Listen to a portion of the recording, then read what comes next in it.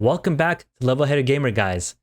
Today we got some exciting news for any Monster Hunter fan because they gave more information about Monster Hunter Rise. They said, first of all, the demo is dropping today, 3 p.m. Eastern Time, so you get to try it out today. As well as they gave us more information. It's going to be 4 quests. We're going to get to try out a beginner quest. We're going to try out intermediate quest where we get to fight Mizutsune, one of the new creatures, one of the new monsters. As well as a quest that's going to be Wyvern riding training to get to try out this new mechanic, which I personally love. I think that's going to be a cool mechanic that they introduced. I think was a Generations, where you're able to jump on their back and semi-control them, as well as in a Monster Hunter World, as well as just a basic training quest where you can kind of get to know the controls if you're new to Monster Hunter. And of course, all of that is going to be available with all of the 14 weapon types available in the game, and you can play local or co-op on their level they've revealed before, Shrine Ruins.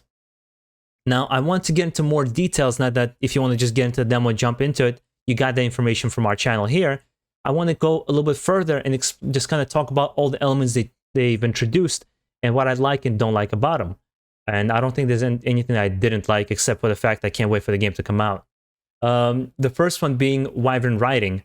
As I mentioned before, I think that's an interesting way to build upon what they've introduced in Monster Hunter World and other games, where instead of just directing them into a wall and hitting them, you can actually use them to fight, which has always been kind of a fantasy, I think, of any Monster Hunter fan.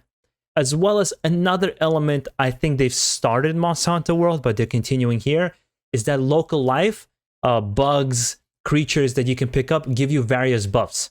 As for example, we had the Vapor Wasp or Vasper Wasp, so I forgot the exact name from Monster Hunter World. They gave you health. Or there was the Flash Bug that would blind your creatures that you every time you hit it. So there was kind of an introduction of it in Monster Hunter World. It's going to be carried over here. As well as we got an introduction to a new level, Frost Islands. I personally love any jungle or frost or snow-covered area. Those all are always my favorite levels in any Monster Hunter game. I remember Generations, I got Monster Hunter Generations on 3DS, and they had the first level, the jungle level, and you turn on 3D. I was completely blown away. I put so many hours into Monster Hunter Generations. As well as in Monster Hunter World, the first time you go to the jungle and all the vines that you get trapped in and all the shortcuts, as well as Iceborne's level, the snow level, they're all really, really cool. They're really distinct environments. So I think this is going to be no different. It looks like they're going to try to include all sorts of environments, everything from, again, the Shrine Ruins, Frost Islands. I'm sure there's going to be a volcano kind of a level, jungle areas. I would like them to bring back underwater levels. I think Generations was the last Monster Hunter that had underwater levels and underwater monster fights, which I thought were absolutely awesome. That was one of my negatives of Monster Hunter World. We got an introduction to quite a lot of new monsters, like a Goose Harag and Bairoth. We got another introduction to, I think Great Baggy is a new one. And Tigrex, which I think was the coolest looking one, in my opinion, the one that looks like a T-Rex. Then, of course, the Mizutsune we've got introduced, and the flagship creature, Magnamola, right? These were all the new creatures, but we saw some ones that we knew as well, like Keizu and Langombi. Those 2 creatures we know very well if you're any kind of big Monster Hunter fan. They're recognizable faces. We also got an introduction to the hub. And each hub in each of the Monster Hunter games has always been vastly different.